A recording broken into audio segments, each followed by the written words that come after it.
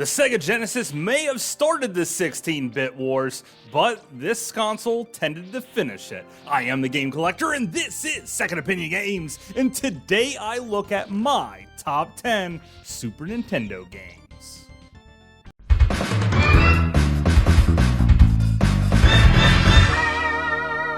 Second Opinion Games.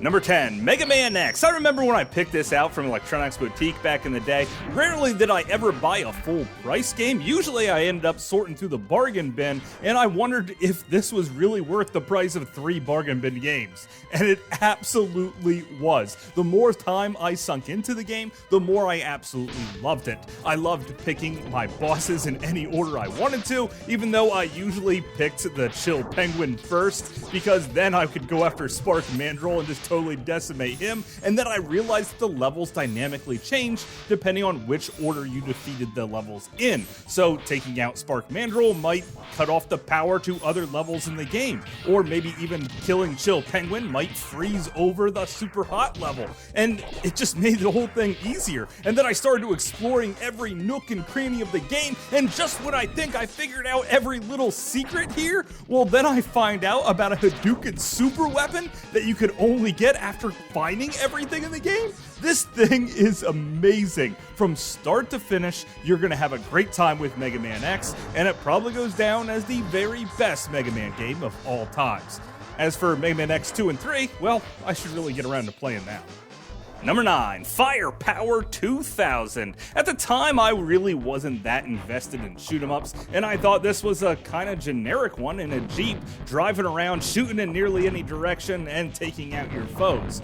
But then I found out about this thing called the internet, looked up some cheat codes, and found out that you could switch to a helicopter, now flying straight forward. And then I took the time to get to know the levels and saw the ins and outs, meaning that they're designed around either ground warfare or air warfare, and the levels are really different depending on how you approach them, and the enemies are too, which means that there's a lot of thought put into this ridiculously simple game. At least I thought it was as simple, but it turns out I am a total idiot, and this turns out to be the one shmup I come back to time after time.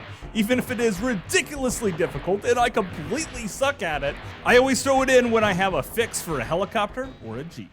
Number 8, Super Techno Bowl. Now, I didn't really play any sports as a kid, so trying to learn how to figure out sports, I really got through video games themselves. And I believe I figured out football through this very game. Also, I learned all the characters' names with the Joe Montanas and the Troy Aikmans, and playing as the Buffalo Bills seemed to dominate almost every single team. Sadly, there's no O.J. Simpson on the team. You play as Thurman Thomas as the running back, which is a shame, because I heard that he's a killer running back. But this game is just perfect as far as a football game goes in my book. For all those people that play Madden over again and keep buying the same game with just updated rosters, well, you know what? I completely understand, because I would just buy this game over again if they just updated the rosters. Come on, Nintendo, just get releasing this puppy already, because I can't wait to learn all the new characters' names.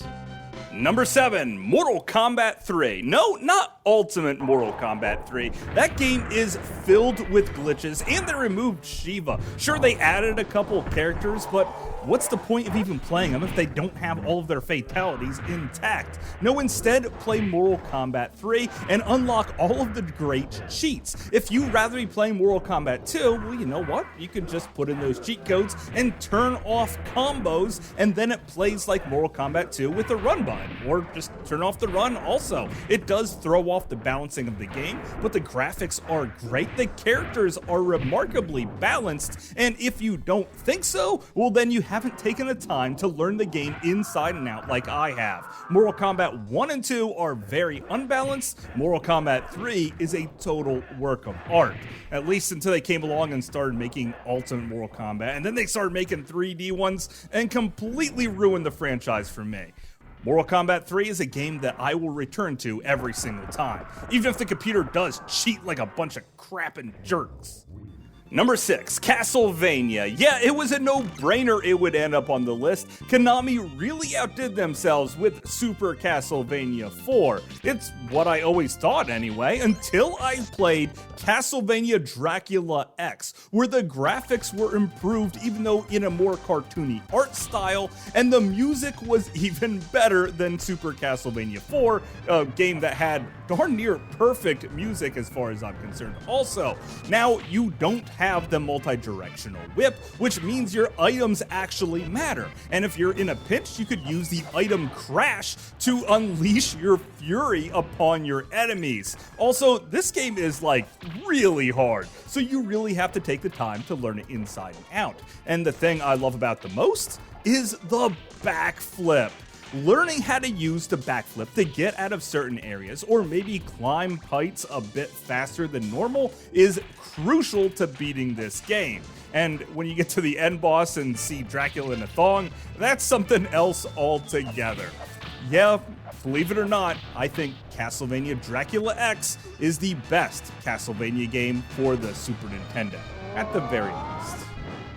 Number 5, Super Metroid. And I know it's practically a sin to not put this at number 1, but you can only play through it so many times. Sure, you get the creepy atmosphere and exploring every little nook and cranny. Picking up this energy tank early in the game will completely save you later on. Switch into missiles that you find ridiculously early in the game, and that opening cutscene is so amazing, and it probably has the clearest voice sampling I ever heard in a 16-bit game. This thing is terrific on every level. The only downside is that it's too short. After you beat it the first time through in about 6 hours, well then the next time you'll beat it in 2, and then you'll beat it less, and then you'll probably move on to another game, only to keep putting this one back in time after time because it is a remarkable game. The atmosphere is great and the music is perfect. I just wish it was a little bit longer.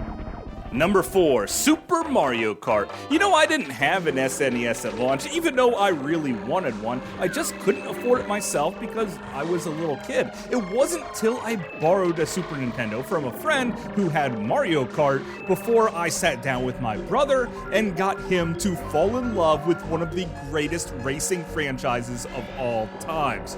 We played it all night long, and then we turned off all the lights when his mom tried to drive around to find out when we were home to get the system back. We managed to hold on to it for like a full week, and then when she finally did retrieve it, my brother was all in to work his ass off in order to come up with the money to buy another Super Nintendo so we could get right back to playing this game. It is that good to make kids learn the value of hard work and to just race around and have a heck of a lot of fun. The battle modes were insane back in the day, even though they were just done with 2 people. Everyone picked Princess Peach and Yoshi for that. Most of the time, I liked the little guys though for racing, and I was amazed when I figured out myself a little secret code to make your character shrink. I even managed to beat it on 100cc with my character shrunk down to size, even though it was quite difficult. And then when you start playing on 150cc,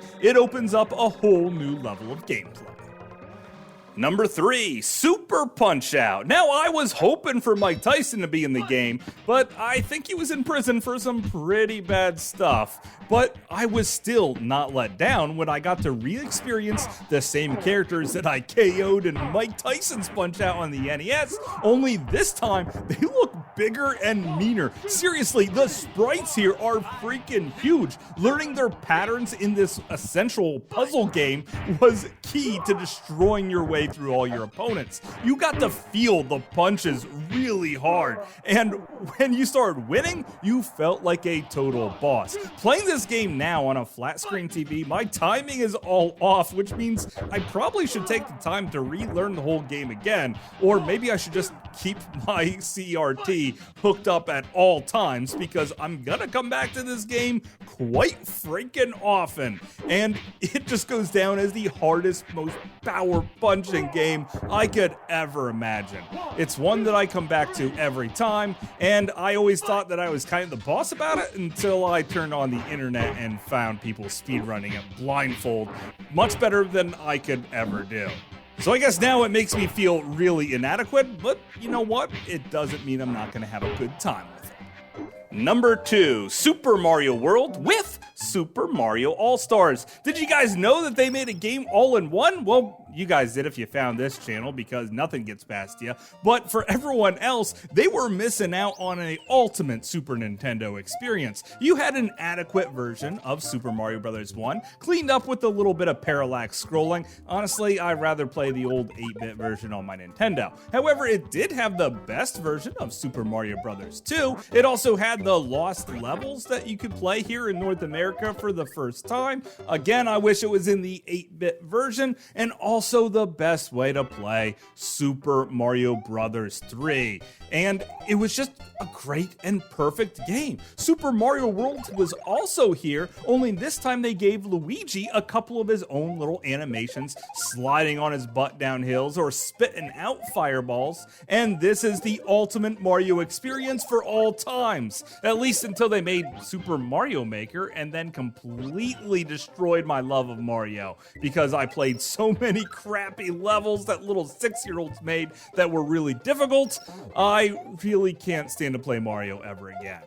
Of course, until I put in this cartridge and lit my love for Mario up all over again, and I absolutely love it. It would take a really extra special game to take the number 1 spot away from Mario.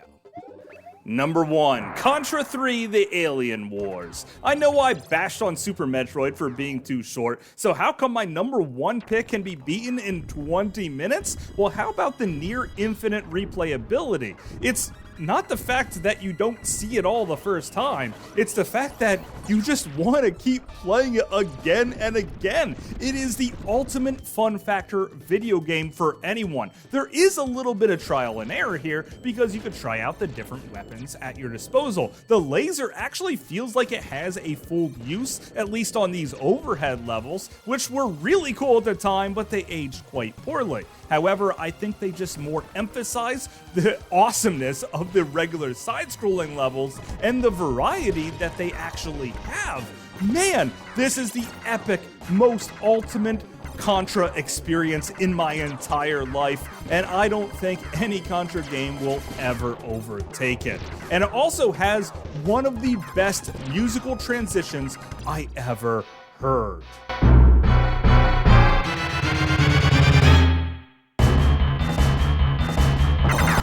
Oh my god, it gives me goosebumps every single time, and the fact that you could play through the whole game with a friend only makes it that much better. And that's why Contra 3 is my absolute favorite Super Nintendo game.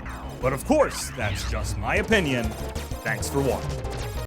The last Metroid is in captivity. The galaxy is at peace.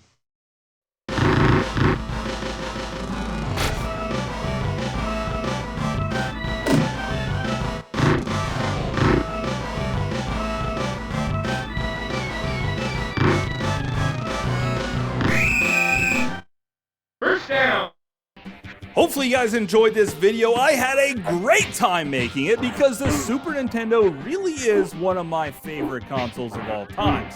However, I think I jumped over a 16-bit console here, and I think I'm going to have to rectify that problem in the future. So if you have a favorite Super Nintendo game, let me know which one I missed. And if you have a favorite TurboGrafx 16 game you want me to look at, well, please drop me a line. So until later, I will see you again, guys.